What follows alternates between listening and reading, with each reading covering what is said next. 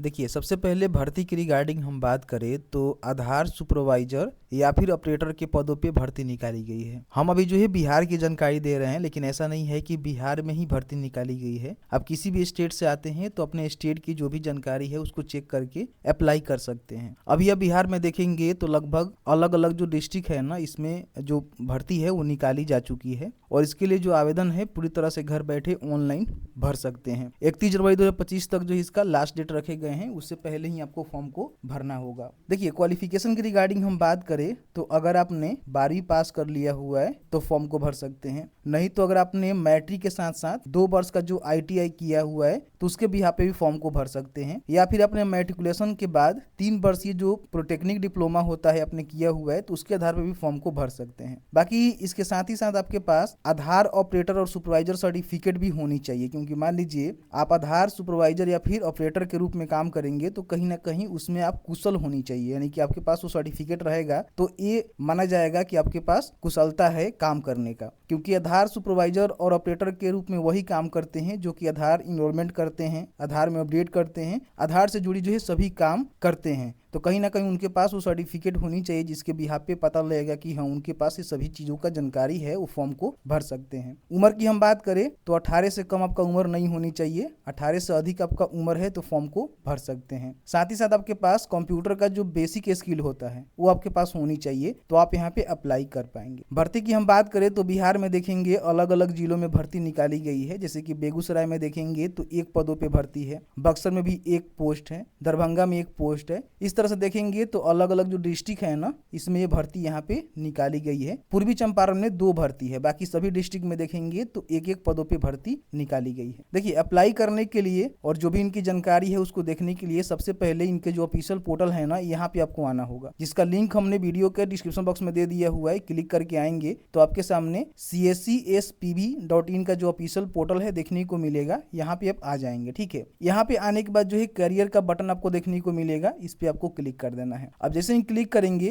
तो इनके द्वारा जो भी जॉब ओपनिंग होगी आपको देखने को मिलेगा। ठीक है, यहाँ पे देख सकते हैं कि ऑपरेटर की जो भर्ती है उसके लिए आप यहाँ पे सर्च कर सकते हैं, देख सकते हैं। तो यहाँ पे व्यू जॉब के बटन पर क्लिक करेंगे तो आधार सुपरवाइजर या फिर ऑपरेटर के जो भी जॉब अभी चल रही है रिसेंट में, इसकी सभी जानकारी आपको यहाँ पे देखने को मिल जाएगा। देखेंगे आंध्र प्रदेश में यहाँ पे जो है चल रही है भर्ती, असम में चल रही है, बिहार में चल रही है, छत्तीसगढ़, गोवा, गुजरात, हरियाणा, जम्मू एंड कश्मीर, झारखंड, कर्नाटका, केरला, मध्य प्रदेश। ठीक है, अलग अलग जो डिस्ट्रिक्ट है उसमें भर्ती चल रही है। उत्तर प्रदेश से भी आप आते हैं तो वहां भी चाहे तो अप्लाई कर सकते हैं। सबका जो है कुछ डेट यहाँ पे मेंशन किए गए हैं कि कौन से स्टेट में कब तक जो है फॉर्म को भर सकते हैं। बेसिकली हम बिहार की बात करें तो 31 जनवरी 2025 से पहले अपना जो भी फॉर्म है उसको भर सकते हैं। बाकी अलग अलग स्टेट का जो डेट है उसको आप देख लीजिएगा, जो भी स्टेट का फॉर्म भरना चाहते हैं उसके सामने मेंशन कर दिया गया है। जैसे कि मुझे बिहार के लिए अप्लाई करना है तो अब यहाँ पे क्लिक करेंगे तो इसकी पूरी जानकारी यहाँ पे निकल के आ जाएगा कि आपका जो भी भर्ती होगा पूरी तरह से कॉन्ट्रैक्ट बेस पे होगा, यानी किसी प्रकार की कोई भी सरकारी नौकरी है नहीं है, सरकारी नौकरी नहीं है, कॉन्ट्रैक्ट बेस पे आपका जॉब यहाँ पे होने वाला है, जो कि 1 साल के लिए रहने वाला है। मतलब 1 साल के लिए भर्ती कराई जा रही है और आपको जो है डिस्ट्रिक्ट में काम करना होगा आधार सुपरवाइजर या फिर ऑपरेटर के रूप में, यानी कि आधार के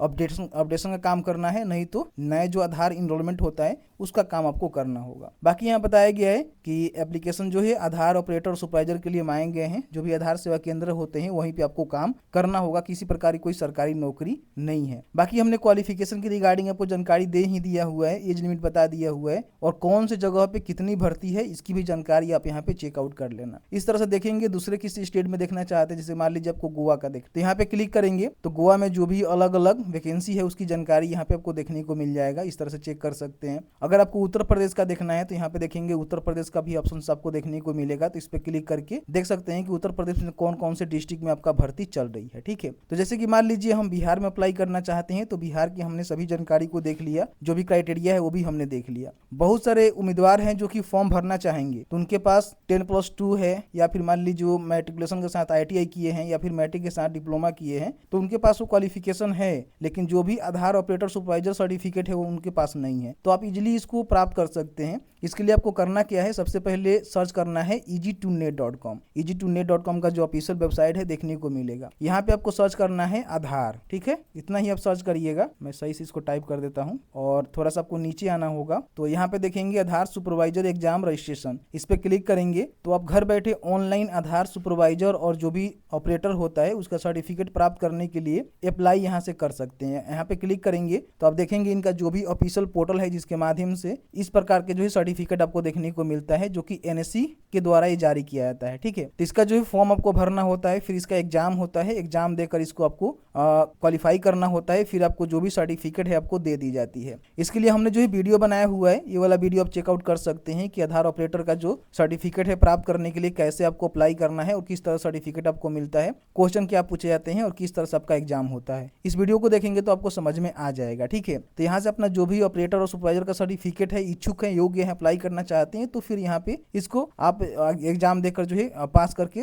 प्राप्त कर सकते हैं। लेकिन फॉर्म आपको नहीं भरना है तो आप मत करिएगा, कोई फायदा नहीं होगा। ठीक है, अब यहाँ पे आपको अप्लाई करना है तो अप्लाई नाउ के बटन पर क्लिक करेंगे तो आपके सामने देखेंगे इनका जो भी एप्लीकेशन फॉर्म है खुल के आ जाता है। यहाँ पे सबसे पहले इनका जो नेम है ना, जैसे कि मैट्रिक के सर्टिफिकेट के अनुसार आपको बताना होगा कि आपका नेम क्या है। फिर यहाँ पे अपना मोबाइल नंबर, ईमेल आईडी और जो भी आपका पैन कार्ड नंबर है वो भी आपको यहाँ पे देना होगा। फिर यहाँ पे डेट ऑफ बर्थ कैलेंडर के माध्यम से चूज करेंगे अपना कौन से डिस्ट्रिक्ट स्टेट के लिए अप्लाई करना चाहते हैं। जैसे कि मान लीजिए मुझे बिहार में अप्लाई करना है, क्योंकि हमने जो है बिहार की जानकारी निकाला हुआ है और मुझे जो है बिहार में अप्लाई करना है, तो मैं यहाँ से बिहार का सिलेक्शन करूंगा। फिर आप कौन से डिस्ट्रिक्ट के लिए अप्लाई करना चाहते हैं, तो देखिए गोपालगंज में भी भर्ती है, यहाँ पे देखेंगे आपको हम दिखा देना चाहेंगे। देखिए यहाँ पे गोपालगंज में भी भर्ती है एक पदों पे, तो हम गोपालगंज के लिए अप्लाई करना चाहते हैं तो उसका सिलेक्शन कर लेते हैं। आपके पास हाईएस्ट क्वालिफिकेशन क्या है, जैसे कि आपने ग्रेजुएशन किया हुआ है या फिर पोस्ट ग्रेजुएशन किया हुआ है तो बता सकते हैं। देखिए 10+2 पे भर्ती निकाली गई, यहाँ पे देखेंगे तो बताया गया है कि 10+2 पे भर्ती है। देखिए यहाँ पे बताया गया, लेकिन यहाँ पे फॉर्म भरेंगे तो हाईएस्ट क्वालिफिकेशन में